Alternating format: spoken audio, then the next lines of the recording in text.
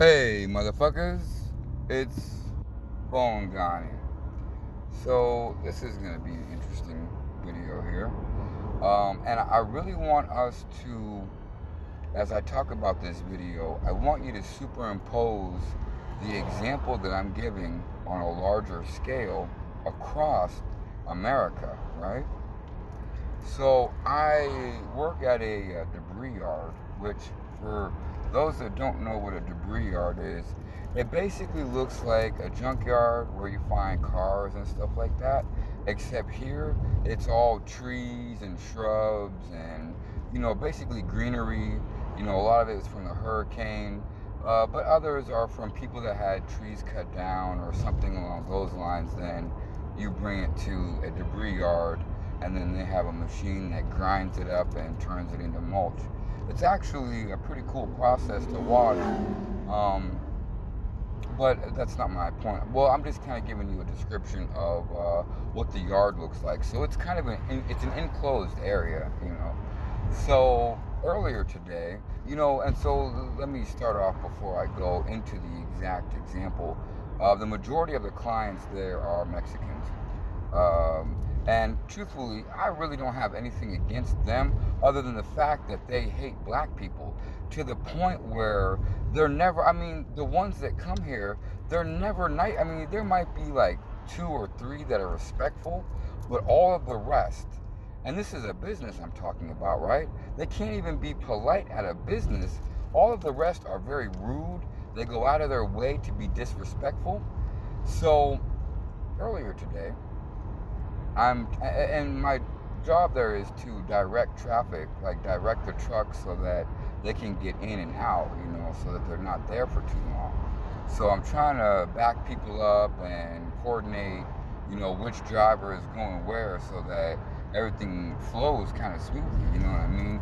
So my point there is, if you ignore me, the only thing that they're going to do is congest the whole situation and make it just takes more time. So it's like being racist.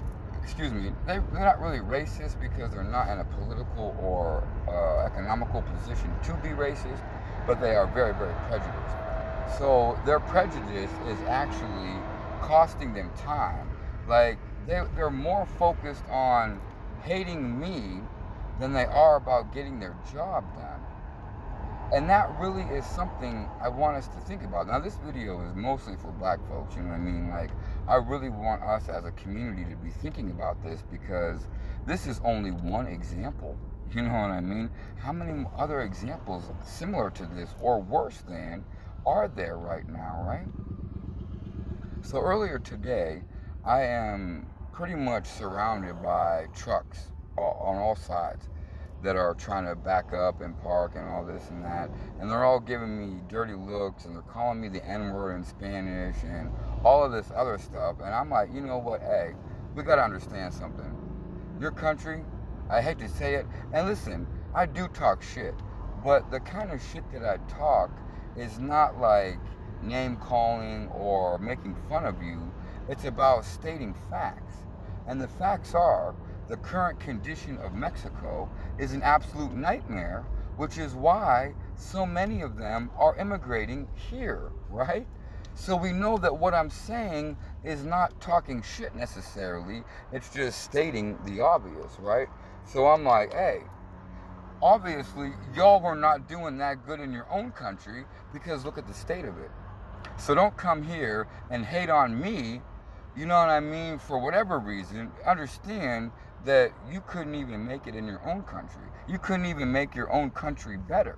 So instead of trying to do that, you left cowardly to come here to basically participate in anti-black hatred to a degree that, it's just, honestly, people, it's an absolute nightmare working with them. I'm not even going to lie about it. Like, it's an absolute nightmare. So, all of this is going on, and I'm talking shit, man. I'm talking shit right back to them. It's me against, like I said, there's probably 6 or 8 trucks in there. Each one probably has 4 or 5 guys on it, you know what I mean? And the thought occurs to me that as I'm talking shit, I'm not a coward, so I'm not afraid, but I also want to be strategic. You know what I mean? I would like to live to see tomorrow. So the thought occurred to me, it's all of them against me if anything should go down right now. Now, how many of them are undocumented? How many of them are criminals in Mexico and they come here and they've got a clean slate? They could be murderers, rapists, killers. I mean, look, people, all kinds of shit goes on in Mexico. Clearly, again, which is why so many are escaping there to come here. So we know that Mexico is a cesspool, right? Not the land, just the society and the people for the most part. So that thought occurs to me, and I'm like, you know what? Suddenly I feel very much in danger because I'm like, how many of these? They could be gang members. They could be, I realized that I learned that MK gang, they go around killing black people. So I'm like, how many of them could be a part of that gang that are here? I don't know. You know what I'm saying? And I wouldn't even know how to tell. So I texted my boss. I'm like, yo, I feel very unsafe. Now, here's a conundrum for you. I work with two white guys, and I'm almost convinced that they're both in a anti-black hate group. You know what I mean? They both look like skinheads. You know what I mean? So I'm pretty much convinced, even though they don't necessarily act like that towards me, but that doesn't mean that they're not. You know what I mean?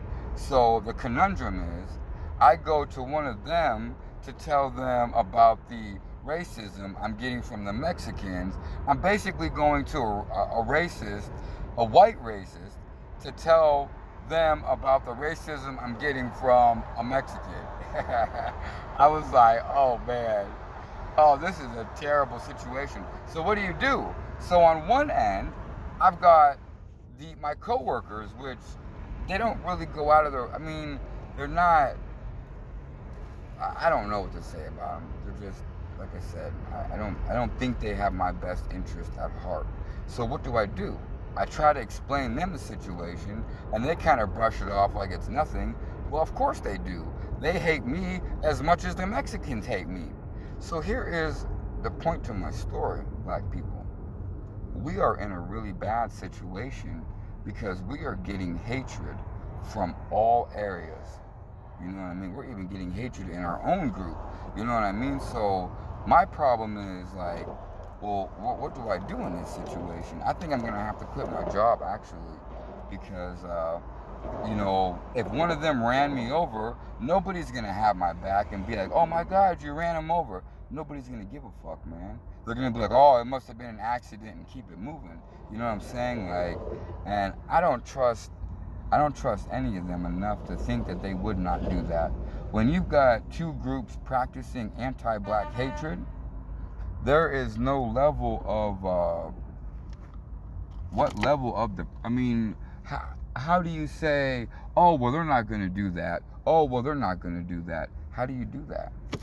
Can you do that? Because I'm not convinced that you can, right? So I really am in a situation, and honestly, like I said in the beginning of this video, I really want us to superimpose this. And when I say that, I mean try to expand my example to a bigger example, say for an entire city.